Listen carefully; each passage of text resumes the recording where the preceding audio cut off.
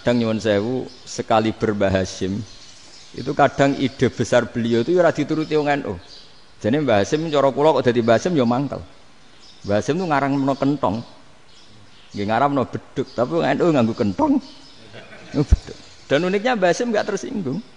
Karena ciri khas pesantren itu membolehkan perbedaan apa? Pendapat.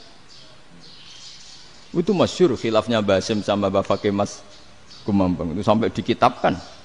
Saling ngeritik, saling macam-macam lah. Jadi cara berpikir Mbah Hasyim ketika Nabi rembukan, ini gimana ya cara menentukan waktu sholat ya? Ya pakai kentong ya Rasulullah, dzakalin nasara itu untuk orang Nasrani. Ya pakai buk itu trompet, dzakalil Yahud itu untuk orang Yahudi. Terus, ada yang lagi pakai api ya Rasulullah, dzakalil Majusi itu orang Majusi. Setelah itu ada orang datang lari-lari cerita mimpi azan tadi. Ya itu terus dipakai sarana pemanggilan sholat ya azan itu, sehingga Mbah Hasyim menolak kentong karena mantas sababi qaumin fahuwa minhu. Beliau keras sekali sampai bilang haram. Beliau judulnya ya haram, al-jasus antakhrimin nakus. Setelah naskah itu sampai ke Mbah Fakih Mas Kumambang di Gresik situ, di daerah Dukun situ. Dulu nggak ada WA ya, jadi sampainya ya lama. Makanya saya sampai sekarang nggak punya WA karena ya saya ulama kan, kalau WA-an terus ya jadi ulama. Nggak jadi ulama main WA-an terus itu. Lah itu termasuk rektor gak kau bermikir itu mesti kebanyakan WA. Karena kan otaknya didikte oleh sesuatu yang masuk. Sesuatu yang dilihat itu kan pasti mendikte kita. Beda kalau yang enggak WA-an kan mikir apa kita yang menentukan. Kalau WA-an kan kita ditentukan. Mau mikir anaknya butuh apa gara-gara WA informasi Jakarta mikir Jakarta. Padahal secara kewajiban ngapain kamu orang Malang mikir Jakarta? Gara-gara WA mikir Jakarta belum selesai ada berita di Sulawesi, mikir Sulawesi. Habis itu mikir NTT. Makanya semua orang sekarang merasa tokoh nasional gara-gara informasi yang masuk itu nasional. Jadi Mas Yo RT yang mikir gimana Gus Indonesia kok. Padahal RT loh. Sampai lupa kalau dia itu RT. Jadi semua orang sekarang merasa tokoh nasional. Dan itu gara-gara apa coba? Akhirnya semua orang juga punya ide tentang nasional. Harusnya negara itu gini-gini. Jebule wonge sing duwe ikon itu sapa? RT. Ribet kan? Saya teruskan. Setelah naskah itu sampai ke Kiai Fakih Mas Kumambang. Beliau itu marah besar. Ini harus dilawan dan saya bukan karena benci Mbah Hasyim. Beliau teman saya ketika ngaji Kiai Mahfud di Mekah. Jadi Mbah Fakih dan Kiai Hasyim itu teman ketika ngaji di Mekah. Secara ngelawan tuh lucu. Lucu. Gak ilmiah tapi gak ilmiah wong alim tetap ilmiah. Di mana-mana serupa itu tidak sama. Ya kalau mungkin zaman Nabi di Madinah itu zaman itu kentong itu identik dengan milik Nasrani. Di Indonesia beda. Pos kampling ya kentong, kebakaran ya kentong, wae sarapan orang di LP ya pakai kentong. Jadi tidak ada jaminan kalau kentongan itu identik dengan Nasrani. Lalu haramnya di mana? Yang di mana-mana tasabuh itu identik. Ini tidak identik. Mulai masalah kan? Mulai masalah. Jadi beliau gaya judul Hazruus. Hazruus itu kepala bergeleng-geleng. Sekarangan kok ngene. Jadi sekarangan kok provokatif gitu. Nah. Dan itu Mbah Hasyim ya hormat Mbah Fakih hormat Mbah Hasyim. Saya sendiri secara pribadi itu lebih suka pendapat Mbah Hasyim sebetulnya. Karena bagi saya sholat itu sakral, ya sudahlah kalau sakral ya dipanggil dengan sesuatu yang sakral yaitu kalimat thayyibah adzan. Tapi saya tidak akan bilang kalau kentongan itu haram. Karena kalau haram alasannya mirip orang Nasrani. Sementara pos kampling ya pakai kentong, ada banjir ya kentong, ada kebakaran ya kentong. Jadi tidak identik untuk misa atau untuk sholat ala Nasrani. Tapi itu dulu ya rileks saja, dua beliau itu ya saling menghormati padahal saling kritik. Dan dulu ulama yang beda madhab itu ya saling menghormati. Imam Syafi'i itu kalau sholat di kawasan Masjid Abi Hanifah ya tidak kunut. Ketika ditanya kenapa kamu tidak kunut sementara engkau berpendapat kunut itu sunat, ikroman di hadal madhab, saya sangat menghormati madhab. Imam Ahmad bin Hanbal itu berpendapat kalau orang pakai bekam, pakai iftisot atau hijamah itu batal sholatnya. Sementara Imam Syafi'i mengatakan tidak batal apa sholatnya atau wudunya tidak batal. Tapi Imam Ahmad itu ditanya, apa kamu makmum Syafi'i?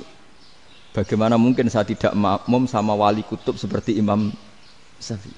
Padahal menurut keyakinan Imam Ahmad ini sholatnya batal. Ini habis ikhtijam udah wudu. Tapi tetap saja beliau karena perbedaan pendapat di furu' itu lazim. Ya orang boleh berdebat lah. Ketika Unisma datangkan saya, itu saking senengnya kiai, apa saking sombongnya sampai ngatur kiai, kan nggak pernah bisa diperdebatkan. Itu kan orang boleh debat kan? Itu saking angkuhnya apa saking senengnya kan nggak jelas kan? Kan dan orang boleh setuju pendapat saya, yaitu ngatur kiai itu haram. Setuju juga Pak Rektor, ekspresi mahabbah itu ya macam-macam.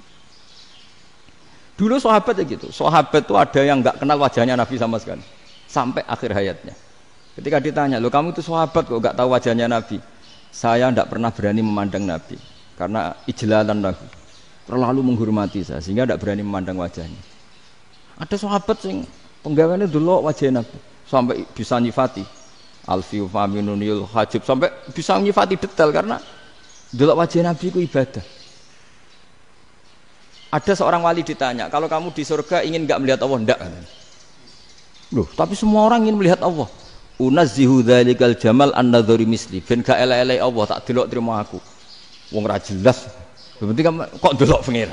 Banyak. Jadi justru tapi karena saking takzimnya. Enggak lah, mosok sak aku kok. Makanya saya berkali-kali cerita. Menurut kesepakatan ulama, soft awal itu paling baik. Tapi banyak juga wali yang kalau sholat itu di belakang. Koyok paling bener yang gue ngarep gitu. Lu bayangkan misalnya kamu semangat di soft awal di Masjid Haram, jebule sholatnya salah. Itu dari malaikat, gayane gue ngarep, jebule raro. Ini di sini-sini wong, jebule bodoh gitu. Gayane gue ngarep, jebule. Coba orang kalau sowan Mbah Mun, yang berani di depan itu kan ya ketuanya atau jubirnya kan, yang merasa tidak pati pinter-pinter kan mesti di pojokan. Artinya sudut pandang seperti itu ya sah saja, apa? Sah saja. Makanya banyak sahabat yang jarang sowan Nabi, alasannya takut ganggu Nabi. Banyak yang sering sowan Nabi, alasannya seneng Nabi. Yang sowan ya seneng Nabi, yang enggak sowan alasannya seneng. Lu Nabi itu tokoh, punya keluarga, punya anak. Kalau saya sering sowan berarti sering ganggu. Yang sering sowan dia alasan ini khazanah kita harus istifadah. Jadi zaman dulu dia biasa dua sahabat, yang satu milih mahabbah itu milih sering sowan, yang satu juga mahabbah milih tidak sering. Karena pertanyaannya bisa dibalik kan, sering sowan apa sering ganggu coba. Nabi Abedar, assalamualaikum. Nabi nimang cucunya, assalamualaikum. Ayo bener yang sowan apa bener yang enggak kalau seperti itu. Akhirnya terus diatur sedemikian rupa oleh Quran. Walau annahum sabaru hatta takhruja ilaihim lakana khairal lahum. Jadi sahabat kalau mau sowan Nabi ya nunggu di sufah. Kalau Nabi keluar berarti milik publik. Sekali masuk ke dalam tidak ada berapa yang berani sowan. La tadkhulu buyutan nabi illa ayyudzana lakum. Kalau soal sampai masuk dalam harus nunggu dipanggil. Karena sekali Nabi masuk dalam itu milik privat keluarga, milik istrinya, milik cucunya, milik keluarganya. Jadi Nabi sekali keluar ke ruang itu berarti milik publik. Itu terus jalan tengah. Karena kalau langsung masuk, bayangkan saya itu sering menyaksikan. Mbah Mun habis ngaji 2,5 jam ngaji Jalalain. Baru masuk, assalamualaikum. Padahal yai mungkin mau ke kamar mandi, mau ini itu. Jadi dulu itu Quran sangat modern. Sebelum ada dokter ngatur tamu, rektor ngatur tamu itu Islam sudah modern. Dia kan nggak fair kan? Misalnya saya ke Unisma harus janjian pakai ini. Terus kalau misalnya kesini selonang-selonang kan lucu kan, mentang-mentang kiai terus juga sowan-sowanan selonang-selonang. Padahal kalau kita mau ke mereka pakai protokol. Sering tidak fair dunia ini, tapi karena aku kiai ra oleh gelo ya sudah. Akhirnya saya memutuskan gak gampang kemana-mana karena itu. Saya sering didatangi ajudannya menteri, Gus mau ada tamu dari Jakarta tanggal ini, mesti saya bilang, mereka milih tanggal yang mereka kosong, kok tidak mikir apa pas itu kosong. Tak jawab enggak lah, sebelum diatur bahasanya dan tawaduknya gitu. Akhirnya dibalik, datang lagi, Gus jam dengan kosong apa kita menyesuaikan. Lah itu lagi dia akhlak kata saya. Itu baru punya akhlak katanya. Bukan masalah ini, bukan masalah gengsi ya. Saya sendiri itu dolan ke alumni itu jarang karena ya takut. Kiai kan yang nganggur jam 9 nganggur jam 10 nganggur. Bisa saja alumni itu kerja di pabrik, bisa saja yang latihan ekonomi di pasar. Sehingga kalau saya datang jam 9, iki kiai sing nilai santri ini, apa kiai sing ganggu santri. Nah karena orang ini melakukan rutin gak kok berpikir, pokoknya ngono jenenge silaturahim. Wong ora kok berpikir, padahal kalau diangen-angen ini kiai yang nilai santri ini, apa kiai yang ganggu santri ini karena datang di jam kerja. Nah, bayangkan kalau kebenaran dulu itu dikawal oleh satu peradaban perang. Jadi Nabi sesuai diangen-angen mbek Nabi. Perang Badar menang Nabi, perang Uhud menang wong kafir, perang ini gonta-ganti. Apapun itu yang penting satu kesimpulannya, cara Rasulullah kesimpulannya satu.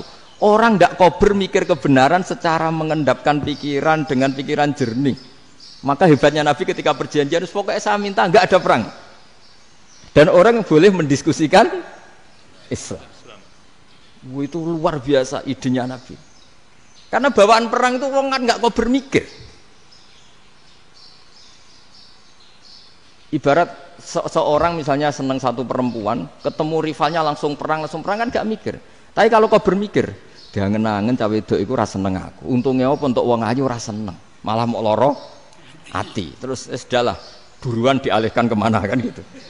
Itu nak mau amen WA-an tukaran lewat SMS atau tarung langsung ora kau bermikir. Tapi kalau kau bermikir, akhirnya berpikir nih. Perempuan tadi sebenarnya yang disenangi siapa? Oke, ternyata senang Pak Erick. Sudah kita ngalah. Karena tidak ada nikmatnya kan menikahi perempuan yang sama sekali tidak mencintai kita. Tapi kalau nak kau berpikir pokoknya diprovokasi, wah kue kalah mbek A, kue kalah mbek B. Pikirannya kan ojo sampai kalah. Bareng wis menang ternyata ada mas. Nah, bayangkan Islam itu seperti itu dulu, dipertarungkan. Wong Islam itu dinu aklin. Agama yang diterima dengan akal sehat, tapi sekarang ukurannya perang. Sing menang berarti bener, sing menang bener. Kan terus jadi repot. Itu Nabi tidak ingin, makanya Nabi ingin sudahlah, nggak ada perang. Nah, makanya kata Imam Zuhri, fathul Islam terbaik adalah orang boleh diskusi tentang Islam dan tidak ada perang. Lagi-lagi penting, tidak perang itu penting, silmun itu penting, perdamaian itu.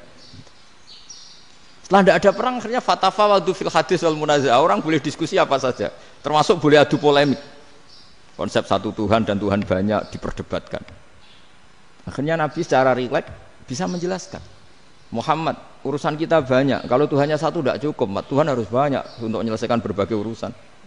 Ada Tuhan bagi rektorat, bagi macam-macam kan. Ada Tuhan untuk ngurusi utang, ngurusi BPKB, macam-macam. Terus kata Rasulullah, enak saja Nabi jawabnya. Ya kalau kamu punya majikan banyak, perintahnya beda-beda, kamu mangkel enggak, bingung enggak? Ya susah mat, kalau majikannya banyak, perintahnya beda-beda, kita jadi repot. Senang mana? Senang majikan satu. Ya sudah, Tuhanmu itu majikan kamu. Kalau Tuhannya banyak, perintahnya macam-macam, kamu yang repot. Akhirnya sudah mat, Tuhannya satu aja. Nah, itu ya barokahnya diskusi tadi, barokahnya enggak perang. Daraballahu mathalan rajulan fihi syuraka'u mutasyakisuna wa rajulan salamal lirajul hal yastawiyani masalah. Terus alhamdulillah